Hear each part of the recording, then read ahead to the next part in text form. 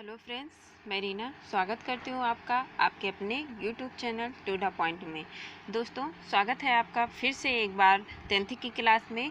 मेरे 10th के बच्चों का इंतज़ार ख़त्म हुआ, आज से मैं उनके लिए शुरू कर रही हूँ उनका सिलेबस। ठीक है, तो उनके सिलेबस का फर्स्ट खंड जो है, प्रथम खंड जो है, ये गृह प्रबंध है। क्या है? गृह प्रबंध, जिसमें कि फर्स्ट चैप्टर आपका है शिक्षिका द्वारा प्रतिदर्श का बजट का प्रदर्शन। ठीक है, बहुत ही इम्पॉर्टेंट पॉइंट है ये। मेरे उन बच्चों के लिए भी जो बच्चे टीजीटी पीजीटी कर रहे हैं, जो नेट की तैयारी कर रहे हैं, ठीक है, उन बच्चों के लिए भी ये थ्योरी बहुत ही इम्पोर्टेंट है।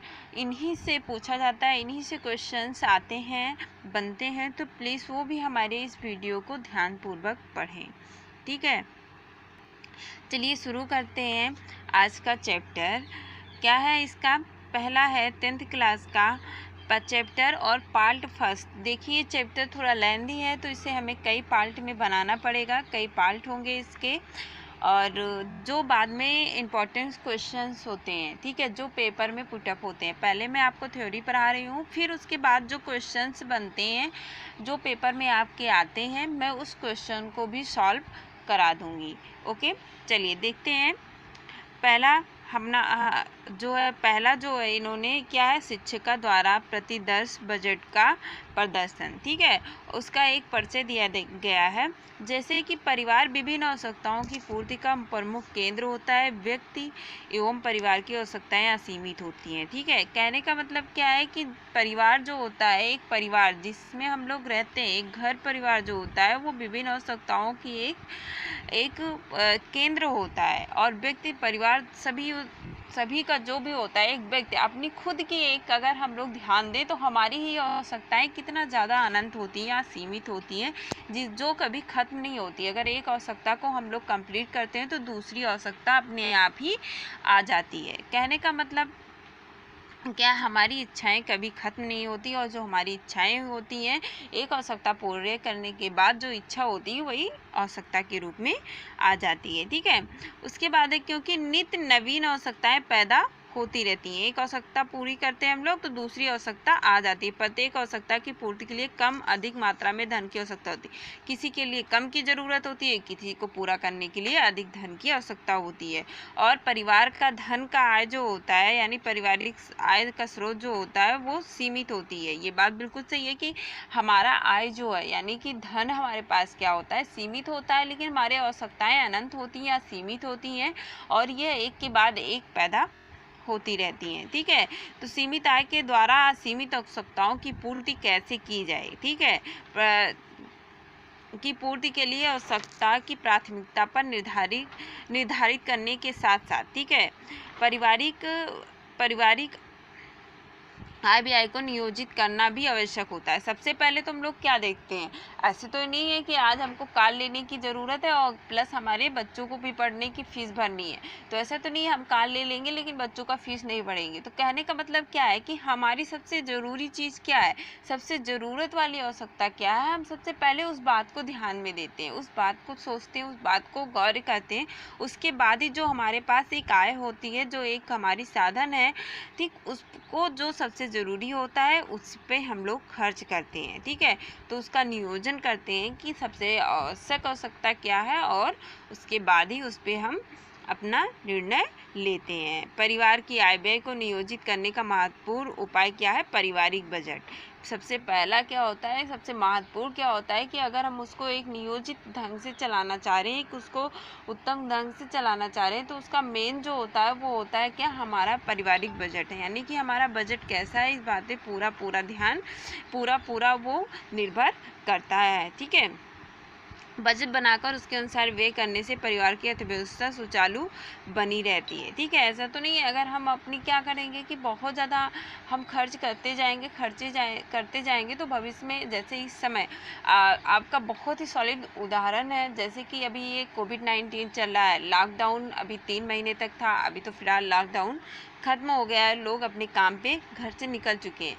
तो बजट क्या होता है कि जो हमारे पास इनकम होती है हम अपने उसी में उसकी आवश्यकता भी पूरी कर लें, प्लस अपने भविष्य के लिए आकस्मिक जो स्थितियां उत्पन्न होती हैं उसके लिए बचा के रखें। तो जो लोग अपने भविष्य के लिए एक जो है अपनी इन आवश्यकताओं को बचा के रखे थे, ठीक, आवश्यकताओं की पूर्ति करने के बाद जो बचा के रखते हैं, जो बचत जिसे कहते हैं, वही अगर लॉकडाउन में उनकी स्थिति बनी रही तो उसी के कारण वो बने रहे, अपने परिवार को चला पाए। तो बजट का सबसे बड़ा महत्व यही होता है कि हम बजट बना के काम करते हैं तो उसमें हमारी आवश्यकता भी पूर्ति हो जाती है, प्लस क्या होती है, हमारी बचत भी हो जाती है हमारे भविष्य के लिए। ठीक है, देखिए, जब बजट अर्थव्यवस्था सुचारू बनी रहेगी तो क्या होगा, परिवार सुख शांति तथा समृद्धि के मार्ग पर अक्सर होता रहेगा। बिल्कुल सही है, होता रहेगा। ठीक, बजट का सुचारू ढंग से पालन करने वाला परिवार समान रूप से आर्थिक संकट का शिकार नहीं होता है। बिल्कुल सही है, ऐसा तो है नहीं अगर हम 10 रुपये कमाते हैं और 20 खर्च करेंगे तो ऐसे में तो हमारी बजट नहीं रहेगी, तो हमेशा हमारे यहाँ दिक्कत ही दिक्कत रहेगी, घर परिवार में आवश्यकताएं नहीं पूरी होगी तो कलेश बना रहेगा। ठीक है, चलिए आगे आपका पॉइंट है क्या, पारिवारिक बजट का अर्थ एवं परिभाषा बहुत ज़्यादा ही इसको कहा जाए तो वेरी इम्पोर्टेंस जो है ये आपका पॉइंट है। पारिवारिक बजट का अर्थ एवं परिभाषा, वो तो मैंने एक समान परिचय दे दिया था, लेकिन मेन जो होता है यही होता है। और चूंकि आपका फर्स्ट चैप्टर है तो समझ जाइए इस क्वेश्चन को आपके पेपर में आना ही आना है कि पारिवारिक बजट का अर्थ एवं परिभाषा बताइए। ठीक है, चलिए देख लीजिए इसको ध्यान से। प्रत्येक व्यक्ति द्वारा विभिन्न आवश्यकताओं की पूर्ति के लिए निरंतर धन व्यय करना पड़ता है। व्यय करने का मतलब क्या होता है, व्यय करने का मतलब होता है खर्च करना। क्या होता है, खर्च करना, यानी कि व्यय खर्च करना होता है। तो व्यय करने के लिए हम लोग धन का व्यय हमेशा करते रहते हैं, और यह व्यय परिवार की आय में से ही किया जाता है। आय का अर्थ होता है धन। क्या होता है, धन यानी पैसा। क्या होता है, पैसा, पैसा। ठीक है, धन या पैसा। तो आय का अर्थ आपका क्या हुआ, धन या पैसा। तो आय से ही हम खर्च करते हैं। इस प्रकार परिवार में आय तथा व्यय का एक चक्र चलता रहता है। ठीक है, पैसा आता है, हम खर्च करते जाते हैं, फिर पैसा आता है, तो इस तरह से उसका एक सर्कुलर इस तरह से ऐसे बना रहता है, कभी ये समाप्त नहीं होता है। ऐसा ना हो कि लॉकडाउन लग जाए। ठीक, परिवार में होने वाले इस आय व्यय को एक सुनियोजित ढंग से लिखित रूप प्रदान करना ही क्या कहलाता है, बजट कहलाता है। क्या कहलाता है कि बजट कहलाता है। सबसे पहली चीज़, या परिवार की जो परिवार में जो होने वाली आय व्यय होती है, आय व्यय यानी कि पैसा का आना और उसको खर्च करना को अगर सुनियोजित ढंग से किसी एक जगह हम लोग उसको लिखित करते हैं, लिखित रूप प्रदान कर देते हैं, तो उसको हम लोग क्या कहते हैं, बजट कहते हैं। यानी ये हमारे घर का बजट है। ठीक है, चलिए ये देखिए लिखा हुआ है, पारिवारिक बजट में परिवार की आय को ध्यान में रखते हुए समस्त क्या करते हैं, समस्त नियमित एवं संभावित खर्चों को नियोजित रूप से लिख लिया जाता है। सबसे पहले हम लोग पारिवारिक बजट में क्या करते हैं, जो हमारे पास आय है उसको हम लोग ध्यान में देते हैं। ठीक है,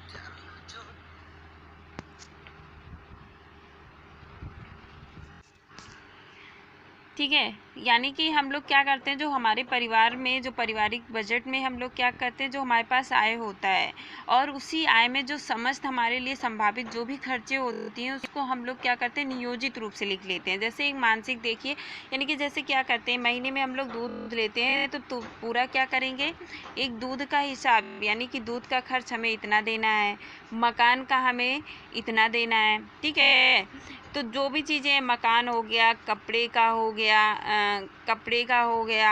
ठीक है, तो बच्चों का फीस हो गया, तो ये सब चीज़ें हम लोग लिख लेते हैं कि इतनी इतनी खर्चे हमारी हैं, राशन हो गया, हर चीज़ों को हम लोग लिख लेते हैं। तो इतना इतना हमको यहाँ पे खर्च करना है, प्लस इतनी आया तो इसमें में से इतना हमें बचा लेना है।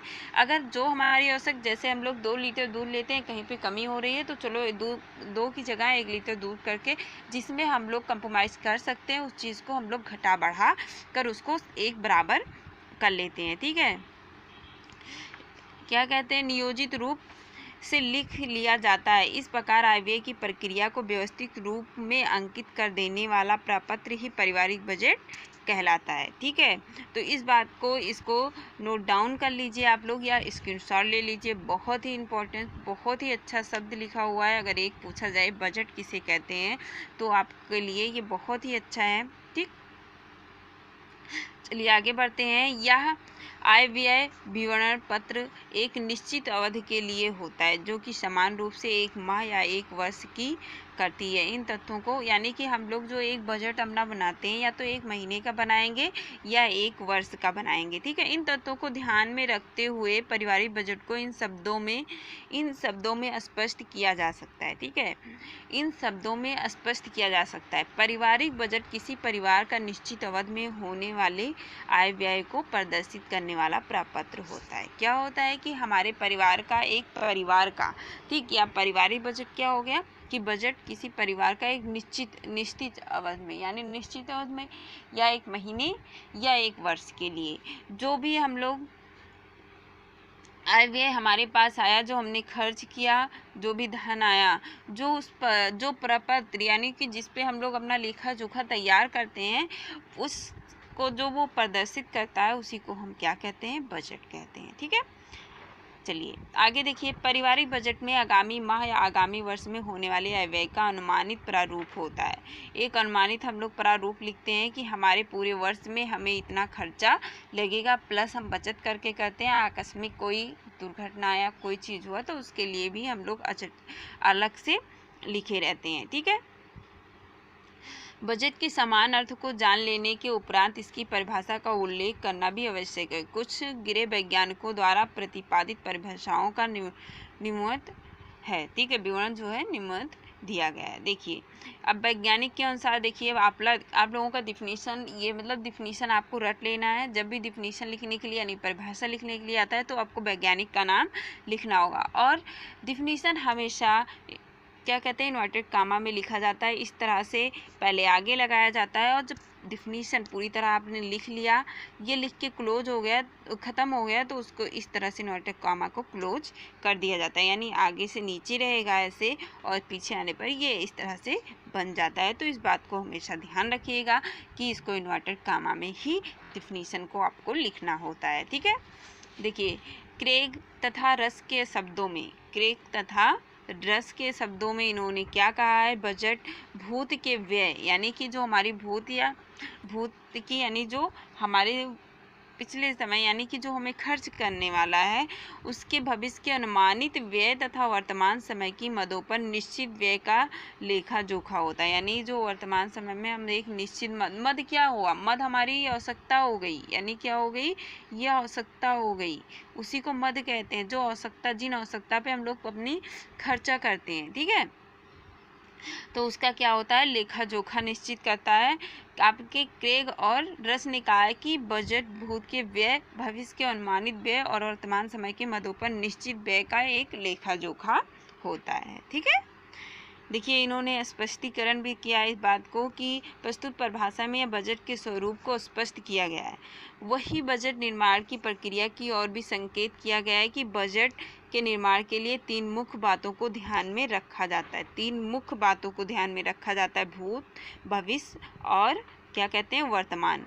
ये देखिए यहाँ पे लिखा है ना, भूत, उन्होंने लिखा है भूत में हुआ व्यय, उसके बाद फिर आपके भविष्य में होने वाला व्यय, यानी आपके भविष्य में होने वाला व्यय का एक अनुमान लगा लिया जाता है, और वर्तमान समय में वास्तव में होने वाला व्यय। भूत में यानी कि हमने 1 वर्ष पहले कितना खर्च किया, हमें उसी पे एक अनुमान लगा के हम आगे कि हमारे भविष्य में इतना, अगर हमने इसमें इतना खर्चा किया है तो हमारे भविष्य में इतना खर्चा हमारा बढ़ सकता है, यानी 20% मान लो बढ़ सकता है, तो हम लोग उसको भी अपने बजट में मेंशन कर लेते हैं। ठीक उसी प्रकार हम लोग अपने, अब ये जब हम भूत और भविष्य का एक अनुमान लगा लिए तो उसके बाद हमें वर्तमान का अपने आप ही पता चल जाएगा कि ये हमारे वर्तमान का वास्तविक व्यय कितना होगा। ठीक है, चलिए दूसरा हम लोग डिफिनीशन देखते हैं वेवर के अनुसार। वेवर ने आपका कहा पारिवारिक बजट के अर्थ को स्पष्ट करने के लिए इन्होंने इसकी उपयोगिता का उल्लेख किया। ठीक है, इनके शब्दों में है कि पारिवारिक बजट पारिवारिक आय को व्यवस्थित रूप से ऐसी बातों के लिए व्यय करने का तरीका है। ठीक है, जिससे अधिकतम सदस्यों की सुख व कल्याण में वृद्धि हो सके। ठीक, वृद्धि हो सके। पारिवारिक बजट असावधानी पूर्वक तथा व्यवस्थित रूप से खर्च करने के तरीके के स्थान पर योजनाबद्ध तथा विवेकपूर्ण रूप से व्यय को प्रतिस्थापित करने का एक तरीका है। बहुत सही है कि हम लोग क्या करते हैं कि जब भी हमारे पास कोई पैसा होता है तो हम लोग उसको ऐसे ही खर्च कर देते हैं, ऐसे ही कहीं पे खर्च करते हैं। तो इन्होंने कहा, वेवर ने आपने कहा कि जो हम असावधानी पूर्वक या अव्यवस्थित रूप से खर्च करते हैं, हमारा बजट क्या करता है कि उसको एक योजनाबद्ध और विवेकपूर्ण रूप से व्यय करने के लिए प्रतिस्थापित कर देता है। ये आपके वेवर ने कहा है। ठीक है, उपयुक्त वर्णित परिभाषाओं द्वारा पारिवारिक बजट का अर्थ स्पष्ट हो जाता है। बजट वास्तव में, देखिए, बजट वास्तव में वह अनुमानित विवरण है जो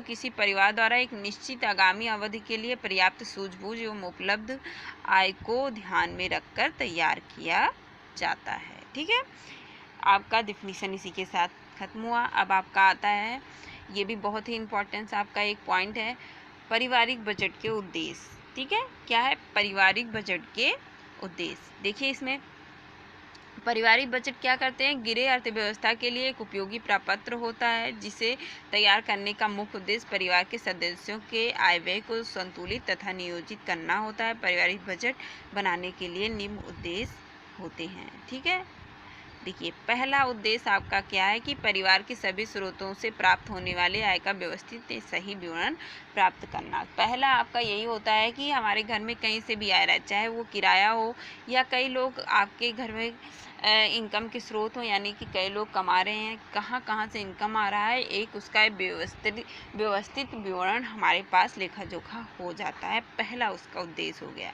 दूसरा आपका है परिवार के सभी सदस्यों की आवश्यकताओं का समुचित ज्ञान प्राप्त करना तथा उसकी पूर्ति के लिए आवश्यक व्यय का विवरण प्राप्त करना। परिवार के सभी सदस्यों की आवश्यकताओं का जो होता है, ठीक है, परिवार के सभी सदस्यों की आवश्यकताओं का समुचित ज्ञान प्राप्त करना तथा पूर्ति के लिए आवश्यक व्यय विवरण प्राप्त करना। ठीक है, तो हमारे पास जो भी साधन है, हम लोग सबसे पहले इसमें देखिए, बजट बनाने से एक ये भी उसका एक उद्देश्य हो जाता है कि परिवार के सभी सदस्यों का जो आवश्यकता है, परिवार में आपके कई आयु वर्ग के हो जाते हैं, ठीक है, कई तरह के कई लिंग के लोग होते हैं, तो सबकी अपनी अपनी आवश्यकताएं होती हैं। तो बजट बनाने से हमें ये लाभ ये भी होता है कि हमें सबकी आवश्यकताओं की, परिवार के सभी सदस्यों की आवश्यकताओं की एक समुचित ज्ञान प्राप्त हो जाता है और साथ में उसके प्रति कितना हमें व्यय करना है इसका भी एक हमें विवरण प्राप्त हो जाता है। ठीक है, बजट बनाने से। आपका अगला पॉइंट है परिवार के आय व्यय के अनुपात को ज्ञात करना तथा इस आधार पर रहन सहन के स्तर को उन्नत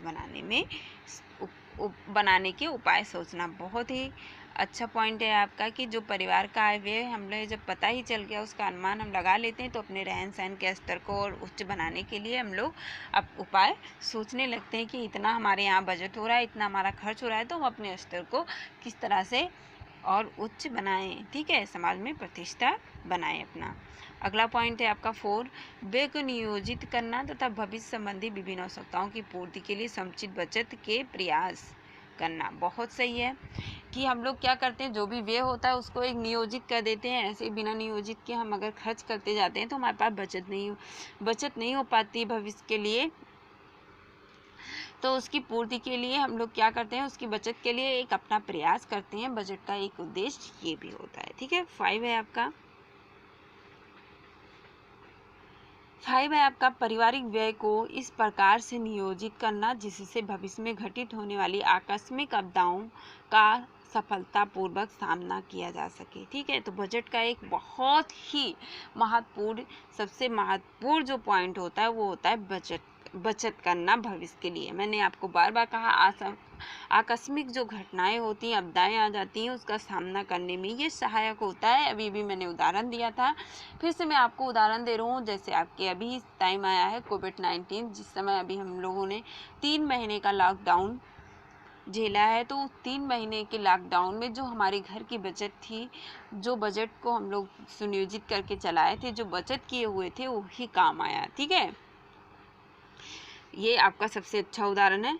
यही आपकी एक जो कहा जाए आकस्मिक आपदा, इसी को कहते हैं। जैसे इस समय बाढ़ देश में बहुत ज़्यादा आ रहा है। ठीक है, तो इन सब चीज़ों के लिए भी हमें बचत करनी चाहिए। आपका 6 पॉइंट है, परिवार के मुखिया या अन्य वरिष्ठ सदस्यों को परिवार की आय में आवश्यक वृद्धि करने के लिए प्रेरित करना। जब आवश्यकताएं उस तरह से होती रहती है, हम बजट बनाते रहते हैं, अपनी खर्च होता है, तो ये जो भी मुखिया होता है, आय का एक मुख्य स्रोत होता है, वो क्या करता है, उसको प्रेरणा मिलती रहती है, वो प्रेरित होता रहता है और अधिक आय करने की सोचता रहता है। ठीक है, लास्ट पॉइंट आपका है 7, परिवार के किसी एक या कुछ सदस्यों द्वारा किए जाने वाले अनावश्यक व्यय को नियंत्रित करना। ये भी बजट का एक बहुत अच्छा पॉइंट है कि जो परिवार का कोई एक व्यक्ति होता है, बहुत ही ज़्यादा खर्च करता है, बहुत ही ज़्यादा व्यय करता है, तो उसके ऊपर भी हम लोग नियंत्रण कर सकते हैं अपने परिवार का बजट बना के।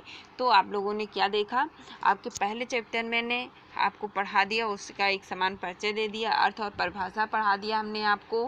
ठीक है, और उसके बाद परिवार का उद्देश्य हमने आपको बता दिया।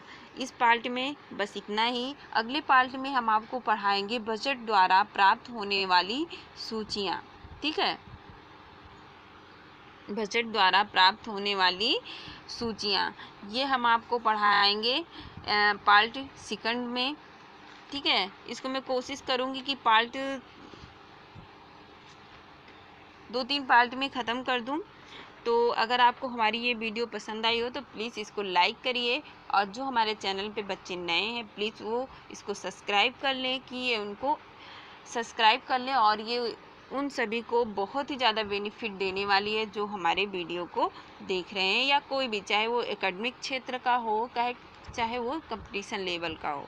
ठीक है, अगली वीडियो में फिर मिलते हैं, तब तक के लिए बाय बाय।